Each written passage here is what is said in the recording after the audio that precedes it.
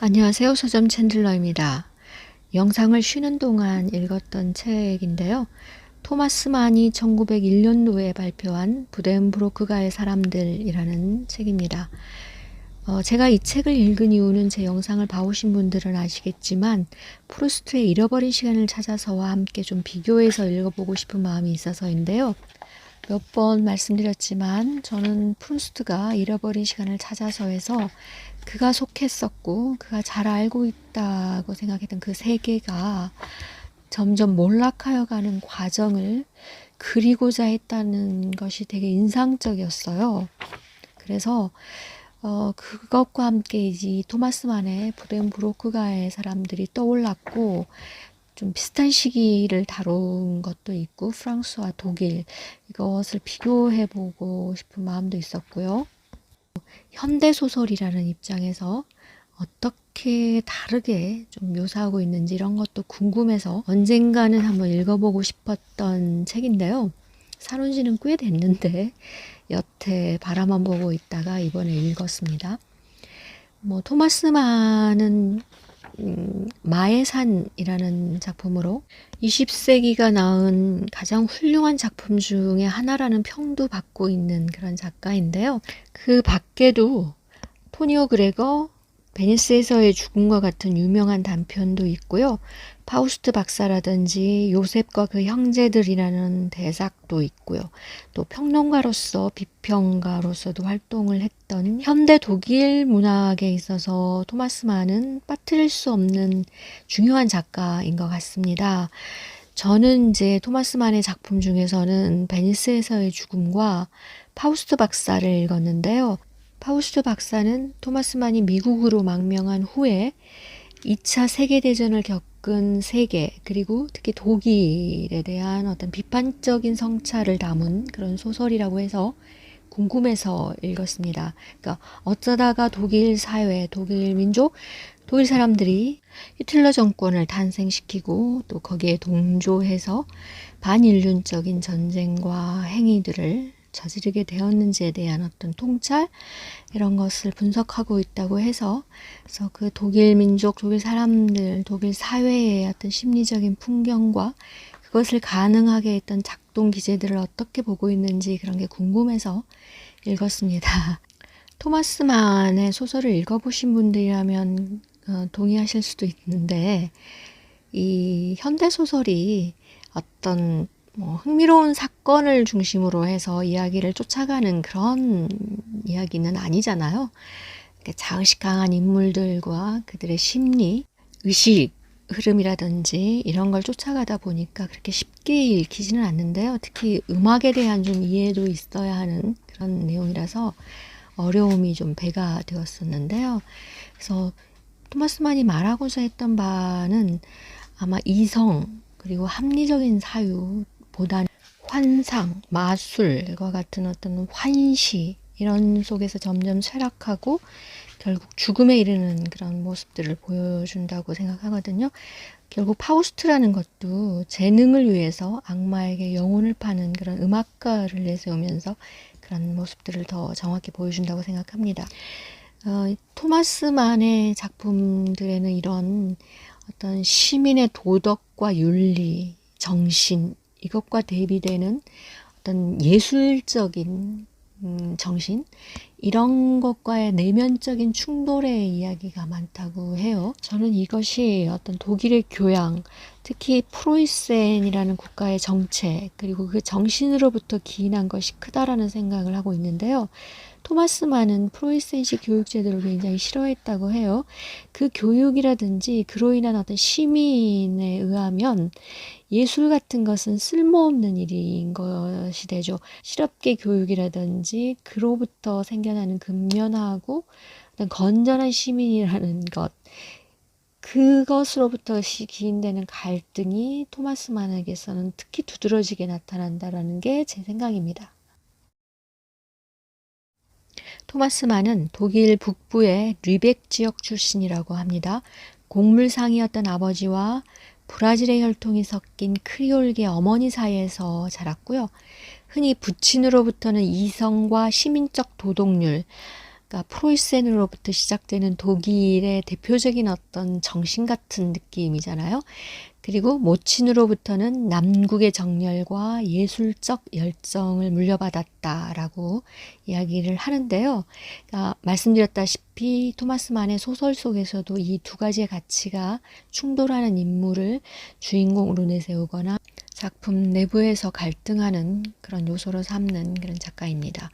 그런데 이런 식으로 구분하는 건 역시 서구적 관점에서 나누는 구분 아닌가 싶기도 합니다. 남미는 무조건 열정, 예술 뭐 이런 식으로 하는 생각은 교정될 필요가 있다라는 생각도 하지만 어쨌든 토마스 만의 소설에서는 이런 독일 사회의 시민적 이상과 예술 사이의 갈등은 분명히 있는 것 같습니다.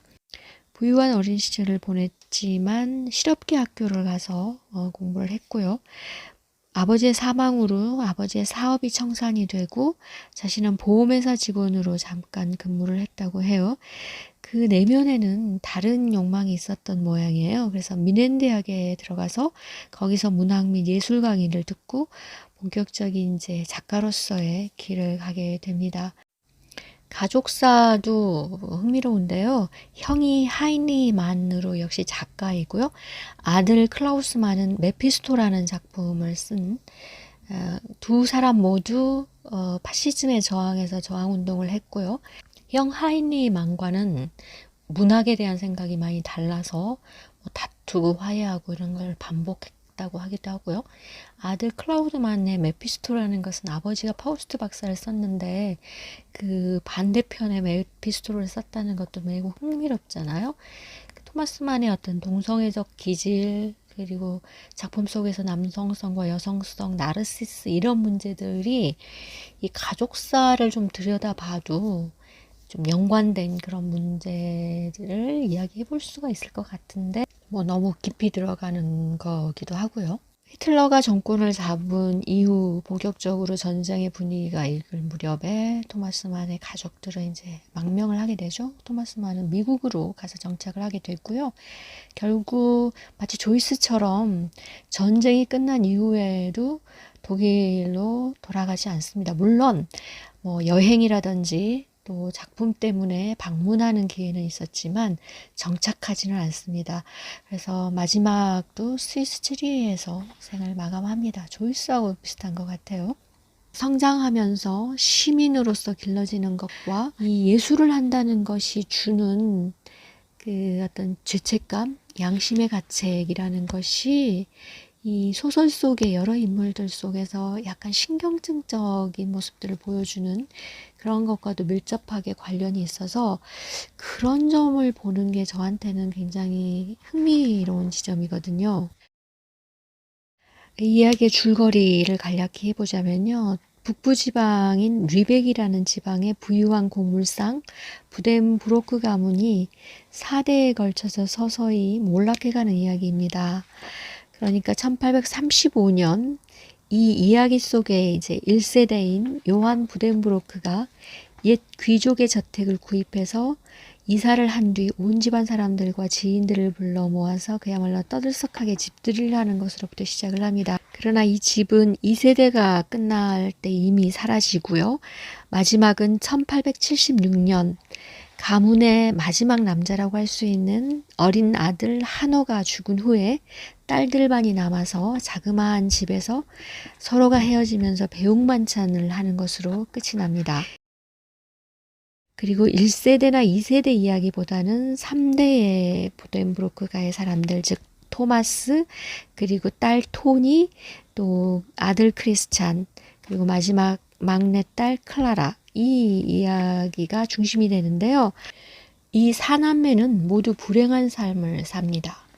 1세대와 2세대가 강건하고 낙천적이며 종교에 기대면서 가업을 이루는 세대라면 저는 특히 토마스에게는 이 가업과 가문을 또 명문가로서의 명예와 사회적인 임무, 지위를 유지 발전시키는 과업이 짓누르게 되고요. 이야기가 후반부에 이를수록 왜 이 가문이 몰락하게 되는지 나름의 생각을 갖게 됩니다. 초반 중반보다는 후반으로 갈수록 인물들을 더 자세하게 들여다볼 수 있게 되어 있고요. 제가 봤을 때는 이 이유가 첫째는 이들의 내면 속에 서로 다른 욕망이 있기 때문이라고 생각합니다. 말씀드렸듯이 외적으로는 가문과 사회에서 요구하는 것과 내적으로는 그것과는 다른 것들이 차지하고 있기 때문인데요. 예를 들어서 부덴부르크가의 사람들은 모두 가늘고 긴 손을 가지고 있습니다. 이 이미지가 주는 의미가 있는 것 같습니다. 이 예가 크리스찬입니다. 이 크리스찬에게서는 이 갈등이 폭발하면서 결국에는 정신병원에 가게 되는데요. 이 삶 자체가 대단히 불우하게 되고요. 이러한 요인들은 두 번째 이유와 연결이 되는 것 같아요. 바로 내 인물들이 가지고 있는 무력함 혹은 무능이라고 저는 생각을 합니다. 토마스는 감당을 할 수가 없습니다. 이 역시 이제 가치가 충돌하고 있기 때문에 그렇게 되는 거고요. 딸 토니는 여성이라는 한계가 있습니다. 그것은 결혼이라는 것 외에는 길을 찾지 못하는 방식으로 드러나는데요. 이야기의 처음과 끝을 맡고 있는 인물이 바로 토니인데요. 이 토니라는 인물을 분석해 보는 것도 굉장히 중요하고 흥미롭고, 그러니까 토마스와 토니는 일종의 한 인물의 이중자라고 저는 생각을 하는데요.